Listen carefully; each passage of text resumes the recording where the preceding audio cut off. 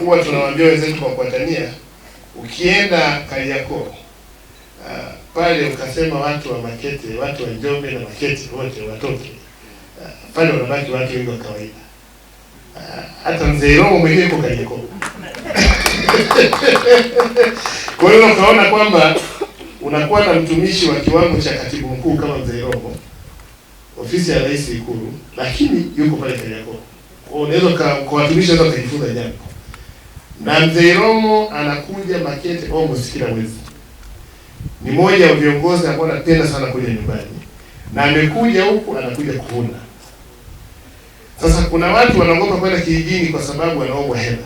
Lakini kuna watu wanatoka mjini kuja kijijini kuvuna pesa.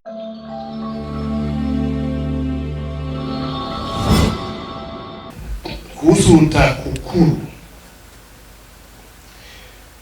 Rais wa awamu ya 6 wa Marekani John Quincy Adams, ndani ya 1845 aliulizwa kiongozi ni nani? Akasema, watu walimuuliza kiongozi ni nani? Sasa ile majibu utayatafsiri kwenye ofisi ya TAKUKURU, ninyi ambao mnafanya kazi ya TAKUKURU na sisi ambao ni watumishi. Akasema, kiongozi, kama matendo yako yanahamasisha wengine kufanya zaidi, kama matendo yako yanasababisha wenzako kuwa na ndoto zaidi, kama matendo yako yanasababisha wenzako kujifunza zaidi, basi wewe ni kiongozi. Kwa hiyo sisi ambao tuko kwenye hizo ofisi wote, sisi watumishi wa umma na watu wote, kitakacho tutafsiri kwenye kauli mbiu ya TAKUKURU ni matendo yetu.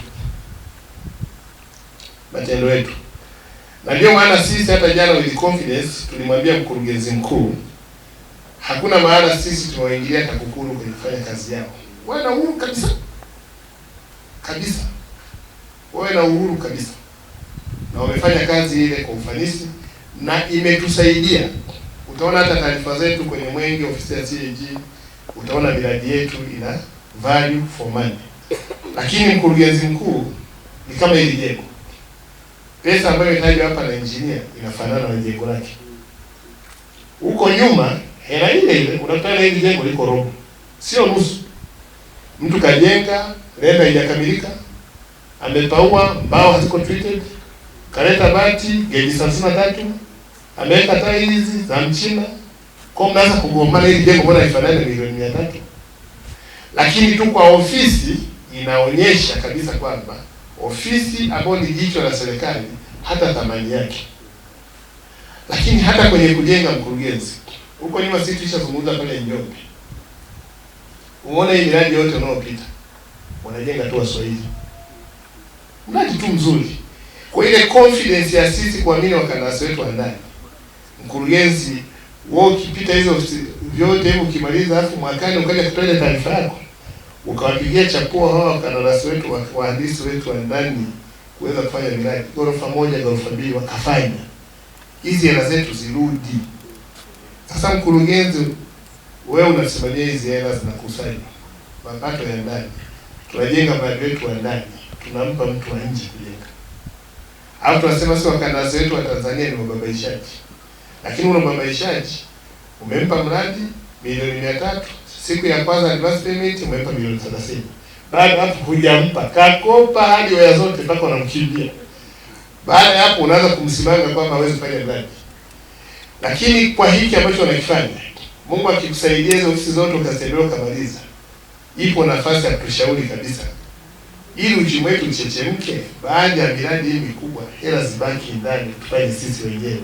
Hapa mimi na mimi atakuwa na amani tu. Hata akipiga picha yake hapo akisema niko ofisini, inakuwa ni nzuri. Lakini la mwisho, sisi tunawashukuru sana mkurugenzi, kukaa na sisi siku 2 jana na leo. Tumebarikiwa sana kuwa na wewe.